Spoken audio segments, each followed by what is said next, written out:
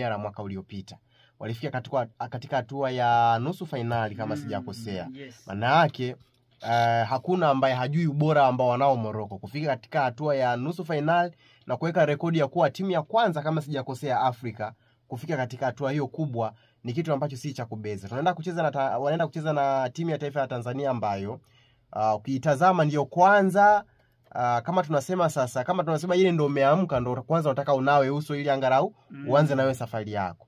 Tanzania of course tumekuwa na mwendelezo ambao sio mbaya, kufuzu mara 3 mfululizo tunaingia kushiriki AFCON ni kitu ambayo imetupa experience fulani hivi ya kucheza na timu kubwa ambazo zimekuwa na ubora wa hali ya juu. Lakini mchezo huu tunatazama kwa taswira gani? Tunatazama kwa taswira kwamba ni mchezo ambao utakuwa ni mgumu kwa sababu kwanza Morocco wanahitaji kuendeleza kile ambacho walikifanya. Maana yake matarajio yao sasa hivi hawaiwazi, sio kufuzu tu, hawaiwazi nusu.